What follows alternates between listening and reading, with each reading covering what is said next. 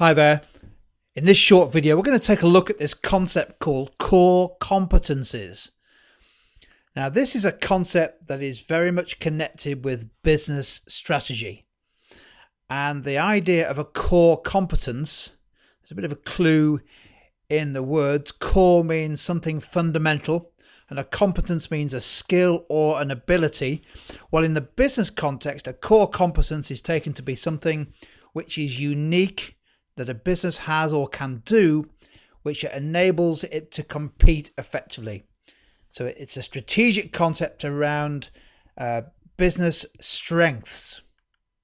And the idea of core competencies was first suggested by two well-known business management theorists called Hamel and Prahalad.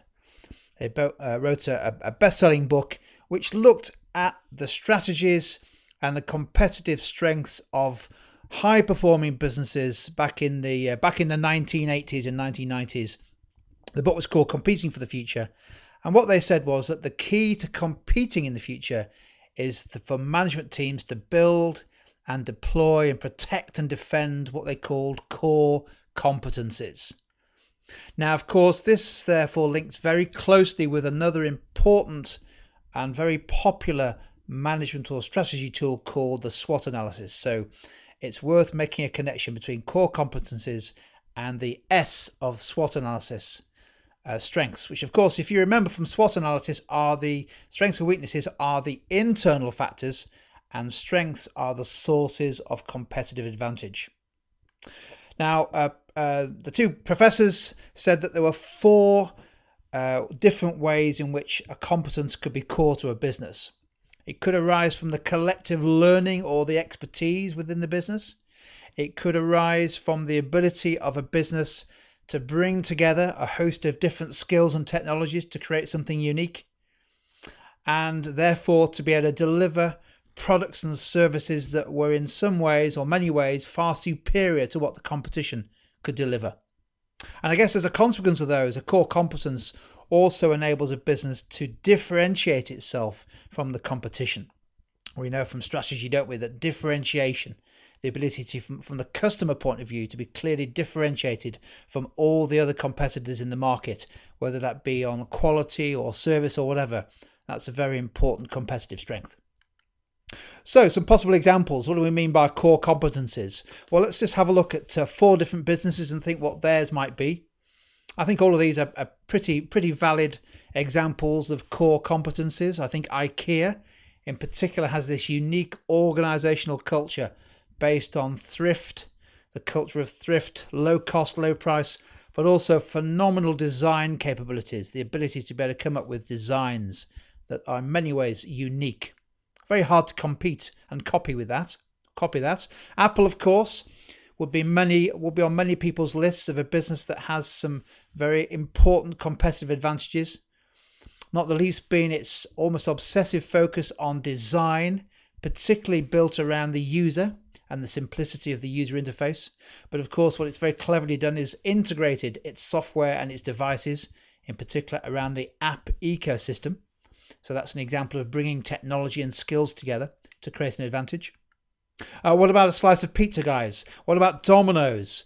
A wonderful business. It's now described as an e-commerce business that happens to sell pizza because it's been so successful, partly as a result of investing so much in integrating all its systems to enable us to order a pizza from any kind of device, and the whole operational system enables that pizza to be delivered on time. But of course, it's also managed to integrate its systems around a very successful and profitable franchise model. And lastly, one of my favorites, Starbucks. And there's no doubt that Starbucks has some potentially significant core competencies when it comes to the coffee shop or coffee experience market, not the least being an ability to very carefully and successfully localize the product, the in-store environment to meet customer needs in different countries. Now, one of the questions you will need to think about when you're looking at a business, and if you're asked to say, well, is this a core competence of the business? What Prahalad and Hamel said is it needed to meet three conditions. So let's quickly look at those three conditions. So a core competence firstly needs to be able to provide consumer benefits, distinctive consumer benefits. Secondly, for it to be a core competence, it needs to be hard for competitors to imitate. So if it's something that's easy to imitate, that's unlikely to be a core competence. And thirdly, it needs to be something that can be leveraged widely to support many different products and enable the business to compete in different markets. Let's have a look at an example. We suggested that we thought IKEA could have some distinctive capabilities, these core competencies. Let's just check to see whether we think IKEA meets these three conditions. Well, I think on balance it probably does. Firstly, that phenomenal design expertise. Does that provide consumer benefits? Well, you only have to have a look at the number of people walking around IKEA stores on a weekend to suggest it absolutely does.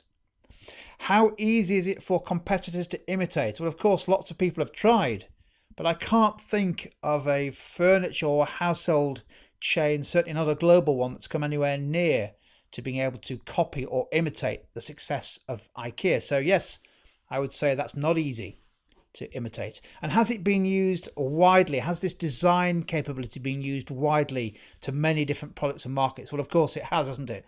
Look around an IKEA store and just see how many of the household areas, household items, it's been able to use those design capabilities. So absolutely. So it looks like that whole design ethos is definitely a core competence of IKEA. What Prahalad and Hamel suggested businesses do from a strategic point of view is focus. In order to compete well, is to focus on core competencies, but also quite controversially to outsource activities which were non-core. And this has led to some criticisms of the core competence model. One of which is that, and of course this was a very widely used and supported concept, core competencies, particularly in the 90s and early 2000s. One of the criticisms is that many businesses took it too much to his word and started outsourcing almost every non-core activity, so-called overzealous outsourcing. And it's argued that in some cases this led to businesses losing competitiveness, particularly by losing some of the skills that the business had built up.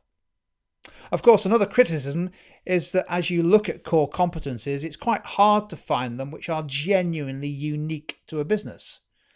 In the same way that a competitive strength or competitive advantage is rarely completely unique to just one business in the market. And a third criticism is that the danger of just focusing on core competencies is that you become too complacent about what those are and forget to invest in other competencies that may become more important to the business in the future. That's been an overview of and an introduction to the concept of core competencies.